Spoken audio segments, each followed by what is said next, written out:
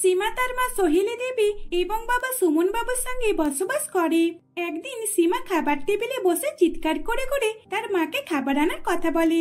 তখন তার মা সোহেলি দেবী তার সামনে খাবারগুলো পরিবেশন করে দেয়। তুই এত চিৎকার চেল্লামিল্লি কেন করছিস বলতো? আরে বাবা, খাবার বানাতে কি দেরি হবে না? এই নে ভাত, ডাল, আলুর তরকারি, আজকে আমি এইসবই বানিয়েছি। মা, তুমি এসব কি বানিয়েছো? তুমি কি জানো না আমি 5 রকমের খাবার খেতে বেশি পছন্দ করি, আর তুমি এই শুধু 2 রকম খাবার বানিয়ে নিয়ে চলে আসলে, ডাল, আলুর তরকারি। এইসব দিয়ে আমি ভাত খাবো না। আমি জানতাম তো তুই এই কথাই বলবি, কারণ তোকে তো আমি খুব ভালো করেই চিনি। দেখ সীমা, অনেক হয়েছে, এবার তোর এই 5 রকমের খাবার খাওয়া বন্ধ কর। তোর বাবার দ্বারাই রোজগার করা খুবই মুশকিল হয়ে পড়ছে, কারণ দেখতে তো পাচ্ছিস যা গরম, তবুও তোর বাবা কষ্ট করে রোজগার করছে।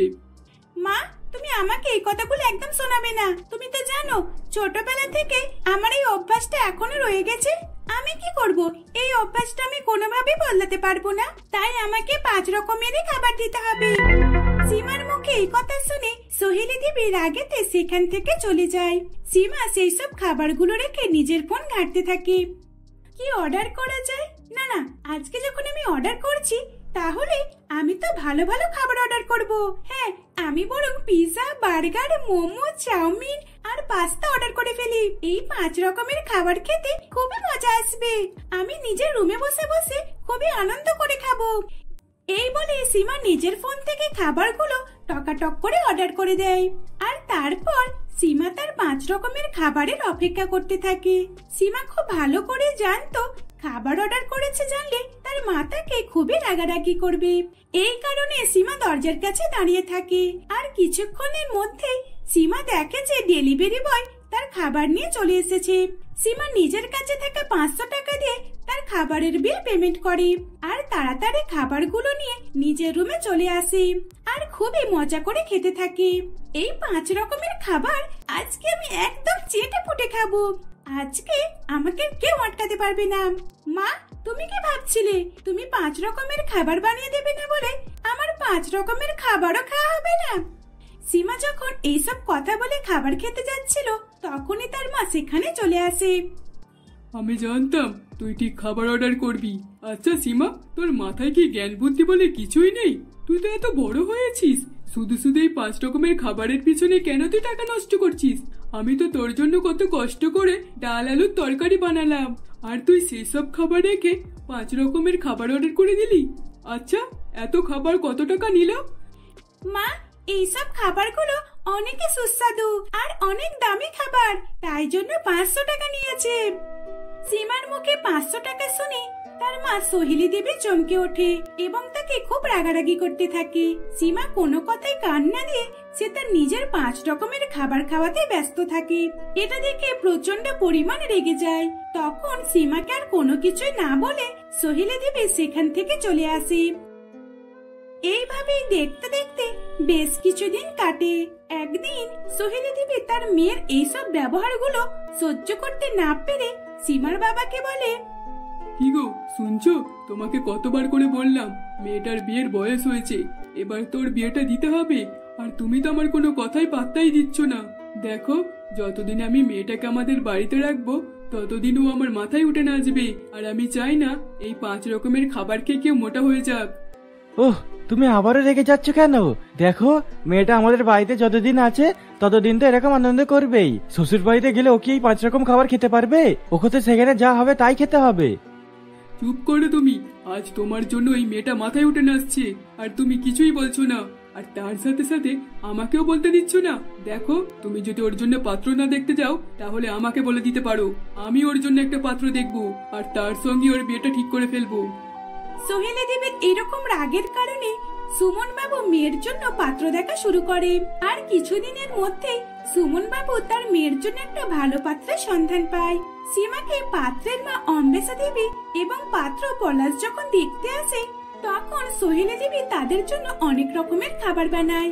আর সেই খাবারগুলো দেখে সীমার খুবই লোভ লাগছিল, কিন্তু তখন সীমা তাদের সামনে খাবার খাওয়ার জন্য পাগল হয়ে উঠেছিল।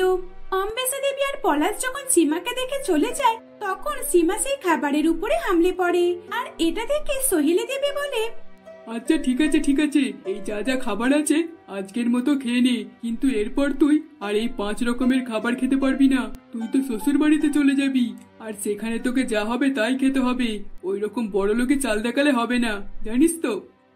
সোহেলা দেবীর মুখে এই কথা শুনে সীমা পাত্তা না দিয়ে নিজের খাবার খেতে থাকে। এইভাবেই দেখতে দেখতে কয়েকদিন কেটে যায়। কয়েকদিনের ভিতরে সীমার সঙ্গে পলাশের বিয়ে হয়ে যায়। পলাশের পরিবারে কেউই জানতো না সীমার এইরকম বদ অভ্যাসের কথা। সীমা শ্বশুর বাড়িতে সকলকে খাবার খাইয়ে নিজে 5 রকমের খাবার বানিয়ে খেত, আর এটা কেউ জানতে পারতো না। যাক বাবা, আজকে তাড়াতাড়ি সকলের খাবার খাওয়া মিটে গেছে। এবার আমি 5 রকমের খাবার বানাবো, আর সেটা আমি নিজে আনন্দ করে খাবো। আমার 5 রকমের খাবারের থেকে আমি কাউকে ভাগ দেব না। এইভাবেই সীমা 5 রকমের খাবার বানাতে থাকে। তখনই সেখানে তার ছোট্ট ননদ নন্দিনী চলে আসে। বৌদি, তুমি কি বানাচ্ছ? এই নন্দিনীটাকে আবার এখনই আসতে মন গেল? এতদিন পর্যন্ত তো রান্নাঘরে আসে না, আর আমি যেই খাবার বানাতে শুরু করেছি অমনি রান্নাঘরে চলে আসলো। নন্দিনী, আসলে আমি তোমার দাদার পছন্দের একটু খাবার বানাচ্ছিলাম। তোমার কি কিছু প্রয়োজন? না না বৌদি, আমার তো কিছুই প্রয়োজন নেই। আসলে তুমি এতক্ষণ ধরে রান্না করে কি করছিলে এটাই দেখতে আসলাম। ঠিক আছে, তুমি তাহলে রান্না করো, আমি চললাম। এই বলেই নন্দিনী সেখান থেকে চলে যায়। নন্দিনী চলে যাবার পর সীমা তাড়াহুড়ো করে তার 5 রকমের খাবার রান্না করতে থাকে, আর রান্নাঘরেতেই সে তার 5 রকমের খাবার নিয়ে বসে বেশ আনন্দ এবং মজার সঙ্গে খেতে শুরু করে। এইভাবেই দিনের পর দিন কাটছিল। সীমা তার শ্বশুর বাড়ির কাউকে না জানিয়ে সে তার নিজের চাল চলে যাচ্ছিল। সে কোনো মতেই তার বদ অভ্যাস চেঞ্জ করতে পারছিল না, আর এই কথা তার স্বামী কিছুই জানে না। একদিন সীমা যখন দেখে যে বাড়িতে কেউ নেই, তখন সুযোগ বুঝে সীমা 5 রকমের খাবার অর্ডার করে দেয়, আর দরজার কাছে দাঁড়িয়ে দাঁড়িয়ে খাবারের অপেক্ষা করতে থাকে। কিন্তু কিছুক্ষণের মধ্যে সে দেখে যে দরজার কলিং বেলটা বেজে ওঠে, আর এই শুনে সীমা তাড়াতাড়ি দরজার কাছে গিয়ে বলে, তাহলে তাহলে আমার খাবারটা চলে এসেছে। যাই যাই, তাড়াতাড়ি গিয়ে খাবারটা নিই। কই দিন, খাবারটা দিন। সীমা, তুমি কার থেকে খাবার চাইছো? আমি আবার তোমার জন্য খাবার আনবো নাকি? আমি তো কাজে গিয়েছিলাম, আসলে আজকে শুনলাম অফিস বন্ধ, তাই আমি ফেরত আসলাম। তুমি আমার থেকে খাবার চাইছো কেন? না না, আসলে আমি তো। পলাশের এই কথা জিজ্ঞাসা করাতে সীমা কোনো কিছুই জবাব দিতে পারছিল না। সীমা কি বলবে না বলবে ভয়েতে ঘাবড়ে গিয়েছিল, কারণ পলাশদের বাড়িতে বাইরের খাবার অ্যালাউ ছিল না, আর এই কারণে সীমা পলাশকে কোনো কিছু কথা বলতে পারছিল না। কিছুক্ষণের মধ্যেই তখন সীমার শাশুড়ি মা এবং ননদও সেখানে চলে আসে। তারা দুইজন মন্দিরে গিয়েছিল। সকলে এক কাজে হয়ে যাবার পর ডেলিভারি বয় খাবার দিতে চলে আসে। তখন সীমা খাবারটা নিয়ে চুপচাপ দাঁড়িয়ে থাকে। বৌমা, তুমি কি জানো না বাইরের খাবার আমাদের এই বাড়িতে কেউ অ্যালাউ করে না? দেখো, বাইরের খাবার খাওয়া অনেকই ক্ষতিকারক, আর সেটা আমরা সকলেই খুব ভালো করে জানি। আর তাছাড়া তুমি কি খাবার অর্ডার করেছো? এতগুলো প্যাকেট কেন? মা, আসলে আমি 5 রকমের খাবার অর্ডার করেছিলাম। এই তো pizza, burger, chowmein, momo, pasta. সীমার মুখে খাবারের নামগুলো শুনে অম্বেষা দেবী রাগেতে ফুলে ওঠে, আর বৌমাকে অনেক কথা শোনাতে থাকে। মা আমাকে কখনই এত কথা শোনায়নি, কিন্তু আজ খাবারের জন্য আমাকে কত কথা শোনালো। আমি কি এমন ভুল করেছি? শুধুমাত্র 5 রকমের খাবার অর্ডার করে দিয়েছিলাম বলে এত কথা শোনাতে হবে? দেখো বৌমা, আজকের পর থেকে যদি আর তুমি বাইরের খাবার অর্ডার দিয়েছো, তাহলে আমার থেকে খারাপ আর কেউই হবে না। এই বলে অম্বেষা দেবী সেখান থেকে চলে যায়। অম্বেষা দেবীর এই কথাতে সীমা তার ননদ নন্দিনীকে এই রহস্যের কথা জিজ্ঞাসা করে। আচ্ছা নন্দিনী, আমি এইরকম 5 রকমের খাবার অর্ডার করেছি, কিন্তু মায়া তো কেন আমাকে কথা শোনালো? আমি তো কিছুই বুঝতে পারছি না। তুমি কি আমাকে বলতে পারবে? আসলে বৌদি, আমিও খাবার অর্ডার করে খেতাম, কিন্তু একদিন আমি যখন খাবার খাচ্ছিলাম তখন আমি সেই খাবারটাকে ভালোভাবে দেখিনি, আর খাবারে অনেকে পোকা ছিল, যেটাকে আমি খেয়ে নিয়েছিলাম। আর তারপরে আমার ভিতরে অনেক ব্যাকটেরিয়া ভাইরাস চলে গিয়েছিল। অনেক টাকা খরচ করে আমি এখন ঠিক আছি, আর এই কারণেই মা বাইরের খাবার আর বাড়িতে অ্যালাউ করে না। নন্দিনীর মুখে এই কথা শুনে সীমা বুঝতে পারে যে তার শাশুড়ি মা তাকে ঠিকই কথা বলেছে। তখন সীমা তার নিজের ভুল বুঝতে পেরে সকলের কাছে ক্ষমা চেয়ে নেয়। সেদিনের পর থেকে সীমা 5 রকমের খাবার খাওয়া ছেড়ে দেয়, আর এইভাবেই তারা হাসি খুশিতে দিন কাটাতে থাকে। অঞ্জলি দেবী তার 5 বৌমাকে বরণ করে বাড়ির ভিতরে তোলে। তখন অঞ্জলি দেবীর 3 ধনী বৌমা 2 গরিব বৌমার লেহেঙ্গা দেখে বলে, একি এরা কিরকম ড্রেস পরেছে, দেখ লেহেঙ্গার দিকে তাকালেই যেন হাসি পেয়ে যাচ্ছে, দেখেই যেন মনে হচ্ছে কোথায় থেকে কুড়িয়ে নিয়ে এসেছে। তা যা বলেছিস সুমনা, তুই একদম ঠিক বলেছিস। দেখ না, লেহেঙ্গার কালারটা দেখ, যেন হাঁ করে তাকিয়ে রয়েছে। মা, আপনি কিভাবে আপনার 2 বড় ছেলে আর মেজো ছেলের সঙ্গে এরকম গরিব মেয়ের বিয়ে দিলেন? আপনি কি আমাদের মতো ধনী মেয়ে দেখতে পারলেন না? আমরা দেখুন কত ধনী, আর যৌতুকে কত কি নিয়ে এসেছি। আপনার 2 গরিব বৌমা তো কিছুই নিয়ে আসেনি। হ্যাঁ মা, আপনি একবার দেখুন তো, আপনার 2 গরিব বৌমা কিরকম খালি হাতেই চলে এসেছে। দেখো আমার 3 ধনী বৌমা, ওই রকম করে কাউকে কিছুই বলো না। আর তাছাড়া ধনী গরিব ওসব তো কিছুই হয় না, ওসব আমরা ভেবে থাকলে তবেই হয়। আর তোমরা যদি তোমাদের বড় 2 যাকে তোমাদের মতোই করে দেখো, তাহলে নিশ্চয়ই ওরাও তোমাদের সঙ্গে ভালো ব্যবহার করবে। আর আমি জানি ওরা 2 বোনই খুব ভালো। আচ্ছা, এখন অনেক কথা হলো, এবার যাও তোমরা নিজেদের রুমে গিয়ে রেস্ট নিয়ে নাও। এই বলে অঞ্জলি দেবী তার 3 ধনী বৌমাকে একটা রুমে পাঠিয়ে দেয়, আর নিচে অন্য একটা রুমে চলে যায়। আসলে অঞ্জলি দেবীর বাড়িতে ঠিক 2টা রুম ছিল আর একটা রান্নাঘর। সে তার 5 বৌমাকে একটা রুমে পাঠিয়ে দিয়েছিল ঠিকই, কিন্তু 3 ধনী বৌমা তাদের 2 গরিব বৌমাকে অনেক অপমান করতে থাকে। এই, তোরা আমাদের রুমে কি করছিস? এখানে শুধু আমরা 3 জনই থাকবো, তোরা এখান থেকে চলে যা। তোরা আমাদের সঙ্গে থাকলে আমরা একদমই এখানে থাকবো না, আর তোদের মতো গরিবদের সঙ্গে আমরা মোটেও রাত কাটাবো না। দেখো সুমনা, তুমি কেন আমাদেরকে ওইরকম ভাবে বলছো? আমরা গরিব বলে কি মানুষ নয়? তোমরা ধনী বলে আমাদেরকে এরকম ভাবে অপমান করবে? আর তাছাড়া মা তো আমাদের 5 বৌমাকে একটা রুমে ঘুমাতে বললো। আসলে এই বাড়িতে তো মাত্র 2টো রুম, আর তোমরা যদি আমাদেরকে বাইরে পাঠিয়ে দাও তাহলে আমরা কোথায় থাকবো বলো? দেখো, তোমরা যেতে পারো থাকবে যাও, রান্নাঘরেও তো থাকতে পারো, যাও ওখানে গিয়ে থাকো। আমাদের সঙ্গে আমরা কোনো মতে তোমাদেরকে থাকতে নেব না, ঠিক আছে? তোমরা গরিব ভিখারি, আর তোমাদের রান্নাঘরেই মানায়, এখানে আমাদের সঙ্গে একদমই মানাবে না। এইরকম ভাবে অপমান করে সুমনা আর বাকি 2 ধনী বৌমা গরিব 2 বৌমাকে রুম থেকে বার করে দেয়। তখন গরিব 2 বৌমার কিছুই করার ছিল না, তাই তারা বাধ্য হয়ে রান্নাঘরে চলে আসে আর সেখানে বিছানা করে শুয়ে পড়ে। তখন 2 গরিব বৌমা একে অপরের সঙ্গে কথা বলতে থাকে। দেখেছিস পাপিয়া, ওরা 3 জনই ধনী বলে আমাদেরকে রুম থেকে বার করে দিল। আচ্ছা, আমাদের কি রুমে শোয়ার কোনো অধিকার নেই? আমরাও তো এই বাড়ির বৌমা, তাহলে আমরা কেন রুমেতে শুতে পারি না? আমরাও একদিন ভালোভাবে শোবো, তখন ওরা দেখবে আর জ্বলবে। এখন আমিও কিছু বলবো না, আর মাকেও জানাবার কোনো প্রয়োজন নেই। আমরা 2 যাই এখন এখানেই থাকবো। এই বলেই তারা সেদিন রাত্রে রান্নাঘরে ঘুমিয়ে পড়ে। দেখতে দেখতে সকাল হয়ে যায়। সকালবেলা ঘুম থেকে উঠে তারা 2 গরিব বৌমা বাড়ির সমস্ত কিছু কাজ করে নেয়, আর তারপর শাশুড়ি মায়ের কাছে গিয়ে বলে, মা, আপনার জন্য কি খাবার বানাবো? আপনার যেটা পছন্দ আমরা 2 বৌমা আজকে সেটাই বানাবো। আপনি বলুন কি খেতে চান আপনি? বৌমা, তোমাদের যেটা ইচ্ছে করে তোমরা সেটাই বানাও। হ্যাঁ, আমার পছন্দ হলো লুচি, তরকারি, মাংস। তোমরা এগুলো যা বানাবে আমি তাই খেয়ে নেব। কিন্তু বাকি 3 ধনী বৌমাকে কেন দেখতে পাচ্ছি না? ওরা কোথায়? ও আচ্ছা আচ্ছা, ওরা এখনো ঘুম থেকে ওঠেনি, তাই তো?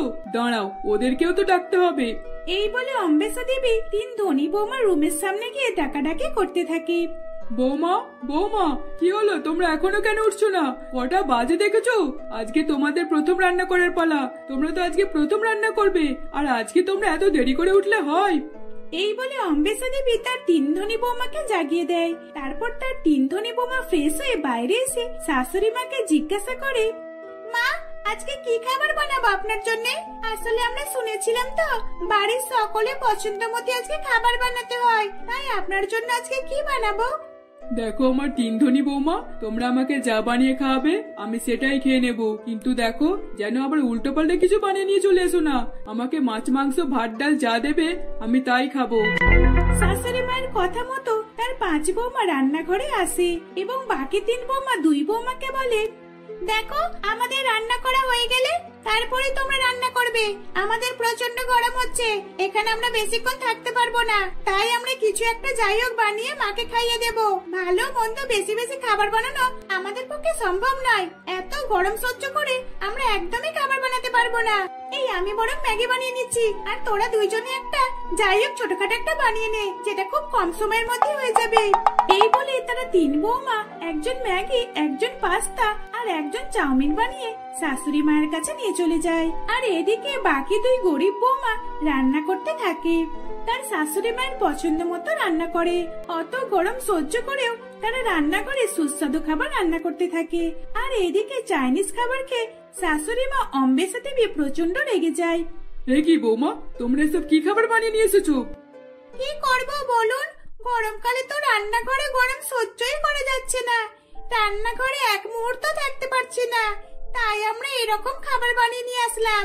অত গরম কি সহ্য করা যায় বলুন? যাও, এসব খাবারগুলো নিয়ে চলে যাও, আমি এসব খাবার কিছুই খাবো না। এই বলে অম্বেষা দেবী তার তিন ধনী বৌমার খাবার সরিয়ে দেয়। তারপর দেখে যে বাকি দুই গরিব বৌমা অম্বেষা দেবীর পছন্দ মতো খাবার নিয়ে আসছে। সেই খাবারগুলো দেখে অম্বেষা দেবী অনেকই খুশি হয় এবং খুবই তৃপ্তির সঙ্গে সেই খাবারগুলো পেট ভরে খেয়ে নেয়। আর বাকি দুই গরিব বৌমাকে বলে, খুবই সুস্বাদু হয়েছে বৌমা, তোমাদের দুইজনের হাতের খাবার আমার অনেক পছন্দ হয়েছে। দেখো আমার তিন ধনী বৌমা, এদেরকে দেখে তোমরা কিছু শেখো। তোমাদের মতো কুড়ে নয়, খুব কম সময়ে খাবার বানিয়ে নিয়ে চলে আসলে। আর এদিকে আমার দুই গরিব বৌমাকে দেখো, অত গরমে আমার জন্য গরম সহ্য করে খাবার বানিয়েছে। অম্বেষা দেবীর মুখে এই কথা শুনে তিন ধনী বৌমা রাগ হয়ে যায়। তারপর তারা তিনজনে নিজেদের রুমে চলে যায়। কিছুক্ষণ পর প্রচন্ড গরম হওয়ার কারণে তারা তিনজনে মিলে বাথরুমে স্নান করতে ঢুকে পড়ে। এই এখন আমরা কেউ বাইরে বেরোবো না, যতক্ষণ না ট্যাঙ্কের জল শেষ হচ্ছে ততক্ষণ আমরা তিনজনে কেউ বার হবো না। দেখ, আমরা যদি বাইরে বেরিয়ে পড়ি তাহলে ওরা দুই বৌমা আমাদের থেকেও ভালো করে স্নান করে নেবে, আর আমরা তিনজনই ওদেরকে কোনোভাবে স্নান করতে দেব না। ওরা খুবই প্রশংসা শুনছিল, তাই না? এবার বুঝবে গরমে দাঁড়িয়ে থাকতে কতটা কষ্ট হয়। এদিকে সুমন আর বাকি দুই ধনী বৌমা খুবই মজা করে স্নান করছিল। অন্যদিকে দুই গরিব বৌমা দাঁড়িয়ে দাঁড়িয়ে দরজা ঠুকে চলছিল, কিন্তু তাদের দুই বৌমার কথা তিনজনে মিলে কেউই কোনো সাড়া শব্দ দিচ্ছিল না। প্রায় কয়েক ঘন্টা কেটে যায়, তারপর ট্যাঙ্কির জল শেষ হয়ে যায়। আর তারপর তারা তিন ধনী বৌমা বাথরুম থেকে বাইরে বার হয়। আসলে দেখো না, বাথরুমে জল শেষ হয়ে গেছে, আমরা একটু শান্তিভাবে স্নানও করতে পারলাম না। দেখো, এবার তোমরা কিসে স্নান করবে? এই বলে সুমন আর বাকি দুই ধনী বৌমা সেখান থেকে চলে যায়। ট্যাঙ্কির জল শেষ হয়ে গেছে শুনে বাকি দুই গরিব বৌমা চিন্তায় পড়ে যায়। তারা প্রচন্ড পরিমাণে ঘেমে গিয়েছিল, শাড়িটা পুরো ভিজে গিয়েছিল। ওই রকম অবস্থায় তারা কিভাবে থাকতো? তাই তারা প্রতিবেশীর কাছ থেকে এক বালতি জল চেয়ে নিয়ে আসে, আর সেই জলেতে তারা দুই গরিব বৌমা স্নান করে নেয়। এইভাবেই দেখতে দেখতে আরো বেশ কিছুদিন অতিবাহিত হয়ে যায়। এমনই একদিন অম্বেষা দেবী তার দুই গরিব বৌমার কষ্ট বুঝতে পেরে একটা এসি কিনে নিয়ে আসে, আর সেই এসিটা নিজের রুমে লাগিয়ে নেয়। আর দুই গরিব বৌমাকে বলে, দেখো বৌমা, আমি রুমে এসি লাগিয়ে দিয়েছি, এবার থেকে এখন এখানেই তোমরা থাকবে। তোমাদের রান্নাঘরে শোবার আর কোনো প্রয়োজন নেই, ঠিক আছে? কিন্তু মা, আমরা এভাবে এত বড় রুমে দুইজন থাকবো? না না, এটা কোনোভাবেই আমরা মানতে পারবো না। দেখুন মা, আপনি এত গরমে বাইরে থাকবেন, এটা তো আমরা কোনোভাবেই দেখতে পারবো না। আমরা শান্তিভাবে ঘুমাবো, আর আপনি বাইরে গরম সহ্য করবেন। আপনিও আমাদের কাছে এখানে থাকবেন।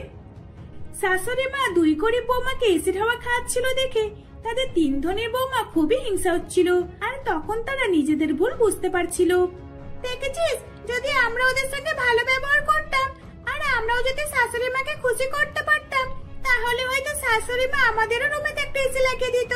সত্যি, এখানে তো আমাদেরই দোষ, আমাদেরই ভুল হয়েছে। চল, এবার আমরা তিনজনে মায়ের কাছে গিয়ে ক্ষমা চেয়ে নিই। এইভাবে তিন ধনী বৌমা শাশুড়ি মা এবং দুই গরিব বৌমার কাছে ক্ষমা চেয়ে নেয়। সেদিনের পর থেকে তারা পাঁচ জায় মিলে হাসি খুশিতে শাশুড়ি মাকে নিয়ে বসবাস করতে থাকে।